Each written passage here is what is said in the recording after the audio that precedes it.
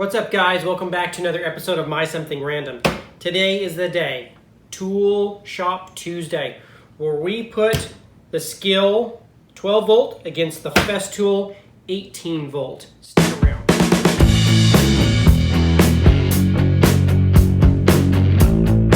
So, if you watched my last video, I'll put a link up above on the 12 volt Skill PWRCore brushless impact driver.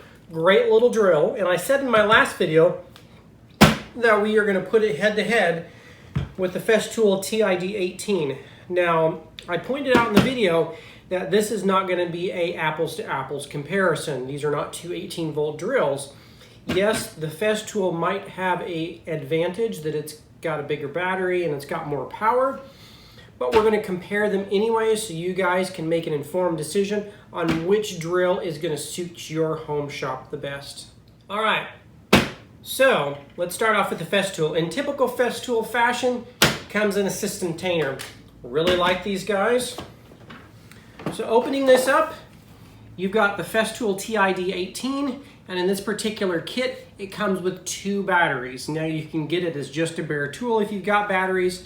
I did not, so I got the 2 battery version. They are 2 4-amp-hour batteries, and they are also Wi-Fi enabled. What that does is if you own any of other Festool's wireless batteries, or cordless tools, this will turn on and off the dust collector, say if you're using their sanders. So it's nice to have these batteries. I believe these batteries run about $100 a piece, so they're kind of pricey. And then you've got a charger in the box, and that's about it what you get in the box. But let's set this box aside and get into these 2 drills.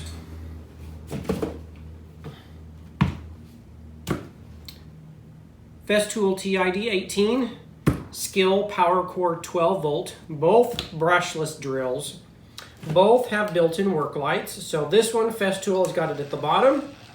You have 3 speeds. You have a low, medium, high, and you also have a specialty drilling mode, which is meant for drilling sheet metal screws, which will slow it down right before you get into the metal so you don't smash the rubber grommets. If you'd like to watch the review and unboxing of this tool, I'll put a link up above for this particular tool here. Now the Festool does have a quick chuck on it. It means you can just push it and it locks it in, which is nice. The knurling on this is nice, so you can easily get your thumb on this and remove it on and off. Also, the battery does have a battery indicator. Jumping over to this tool. In my last video, I talked about this one. This has had a high and a low, so you only got 2 speeds. It's pretty basic. This is also the basic battery model. The more fancier battery, has got a built-in USB charger on it, which is cool because you can charge your phone or any other device that's running a little low. And this thing only runs about $74 currently on Amazon. This one is about $380. So big disparity in price here. This one also has a really nice ring light up by the chuck. The chuck on this particular one is not a quick chuck. I cannot just push it in. I do have to open the chuck and put it in. Also, this one has a place where you can hook your belt up. It's not reversible. Festool's is reversible. Festool has a magnetic bit holder on both sides, which is super handy. This guy here just has a little rubber slot on the back that you can stick 2 bits. They both work. I like Festool's definitely better. Now, let's talk about the comfort of both these tools. This one fits really nice in my hand. Really nice rubberized grips. Lots of grip around here. Forward and reverse. Nice spots. Very comfortable little tool. Nice grip up on here. On the back. Easy to put your hand on. Comfortable little bit tool. This one, a little bit wider on the grip. Not quite as much texturing. This is actually smooth.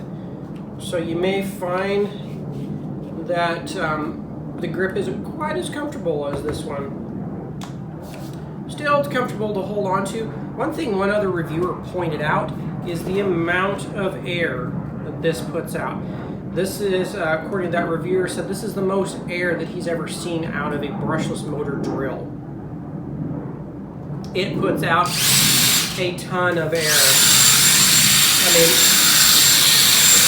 I can clear the dust off of this table just with this drill. It's like a blower. This guy, really not so much. Just a nice little cooling breeze. So if you're working in a dusty environment, this is going to make a big cloud of dust. So that's one knock against this tool. One other thing that I would have liked to have seen on this tool versus this tool is I actually really like the ring light.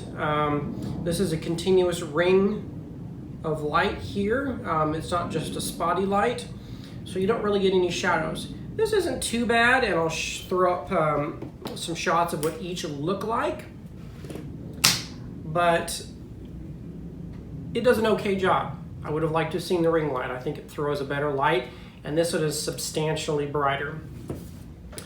I know in some of the 20 volt and 18 volt competition for the Festool, some people are putting more features on the batteries themselves and or the bases here, which I would like to see Festool incorporate.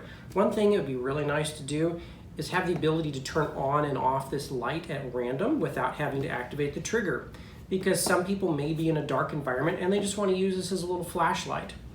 I've seen one brand that just has a switch here. You could turn it on, use as a flashlight. That's super handy if you're, somewhere where you don't got a lot of light and don't want to have to, keep tapping the trigger. So, Festool, think about that. All right. So now let's talk about the weight of these tools. First off, we'll get the bare weight of these tools. These guys incidentally do not come with them, so I won't weigh those. So let's go ahead and pull the batteries off and see what these weigh. And we're going to zero out my scale.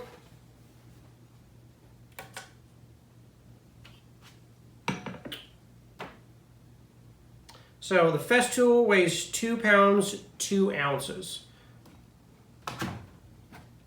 The Skill weighs 1 pound, 1.5 ounces. The battery, the 2 amp hour, weighs 9 ounces. This weighs 1.5 ounces. Now, once again, it's not fair because I know this is a 4 amp hour battery and this is only a 2. So take that with a grain of salt. With the batteries, we've got 3 pounds and 7 ounces on the Festool.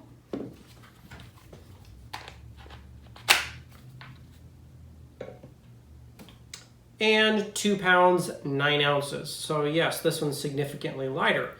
This is a great tool for a DIYer, home shop, cabinet maker, somebody like this. You're not going to be putting in giant lag bolts. This can do that, so that's why this is a heavier, bigger drill. So next, let's go and do some drilling tests. In my last video on the scale, we drilled into 2-inch hard maple. We're going to do something a little bit different. We're going to do in 2x6 pine. That's going to be something more typical of what most people will use with these. They're not going to be drilling in super hardwoods, super dense woods all day long. So that will give you a more fair representation, I think, what these tools can be used for the average DIYer, the average home owner, and even the cabinet makers, because a lot of cabinet makers are not putting up 2-inch thick maple all over. So let's get some of that done. All right, so if you look at the lineup here, this looks very similar to the last video I did. We are going to be putting in 3 deck screws for each drill. We're going to be using 2 of these 2-inch, half-inch bolts here, and then the last one is a 4-inch quarter 20. Now, if you know, or Torx 25, sorry. These 4-inch ones on the last video was not able to go in with the 12-volt drill into the hard maple.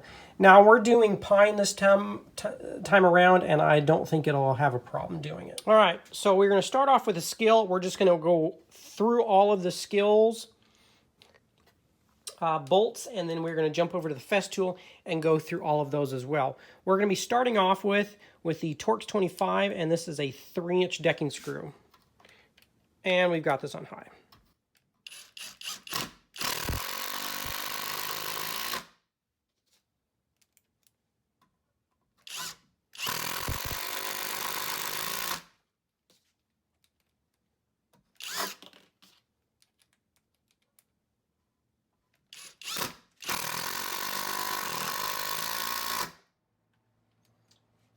Next,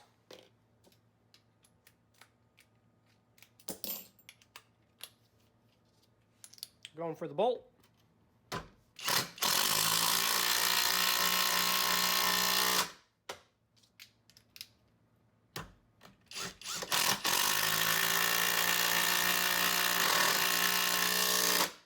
Actually, I backed off on that one a little bit. That's why it sounded a little funny.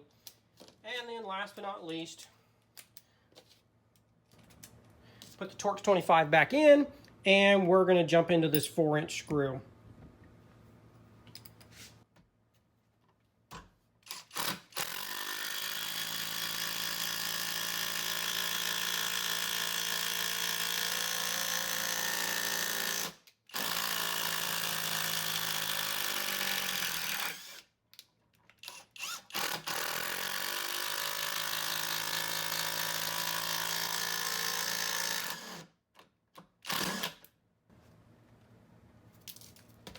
Okay, so that got stripped out.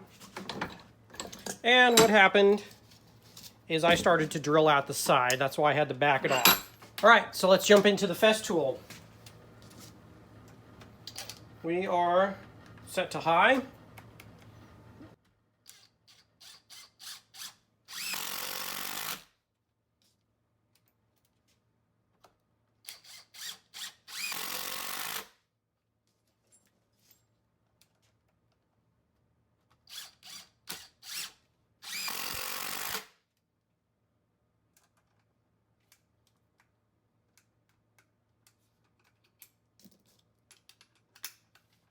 Jumping over to the bolts.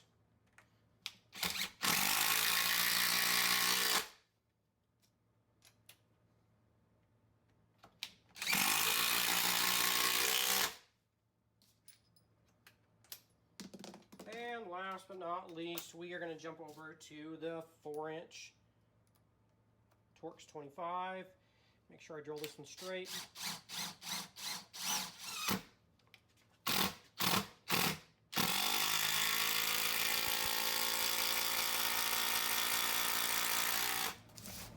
Both of the drills are very capable. The little skill was able to put all of these in just a slightly bit slower. It would have done fine on this one. I drilled it crooked, so I had to back it out and restart it. But as you saw, it was able to put in the bolts, all the decking screws, with no problem. So, the Festool TID18, the 18 volt, and the Skill 12 volt power core. Both vastly differently priced drills, but they did really good against each other. This little guy held its own, was able to do everything the big guy could in pine. Does that mean that I'm sorry for this purchase? Not necessarily. But for $74, guys, come on. You really can't go wrong with this little guy. Festools does come with a 2-year warranty. I'm not sure what the warranty does come with on the Skill, so we'll see how long this lasts. But if I'm going to reach for one just to do little stuff, I might find myself reaching for this guy more often. It's got a bright light, it's light, it's compact, it does a great job. It's actually a little bit quieter, as you notice from those tests. And while it's a few seconds slower than this guide, I don't need absolute brute force for everything that I'm doing. If I need the more power because I'm drilling in something really hard, yes, I'm going to grab this guy. But with this big 4 amp hour battery, it's a little bit heavier, and that 1 extra pound, 1 extra pound plus probably, it's going to get tiring after a while. Now you can get a 2 amp hour battery, which is probably going to cost you another $100, which it's probably not worth going and get another battery. So at the end of the day, obviously you're going to have to make that decision, whether it's going to be a Festool drill, whether it's going to be Skill, or some other brand. But you got to say, okay, what am I using this for? What am I doing? If I'm drilling in giant lag bolts, yeah, go get you a big 20 volt. But for most everything else, this guy is going to handle it just fine. Thanks, guys.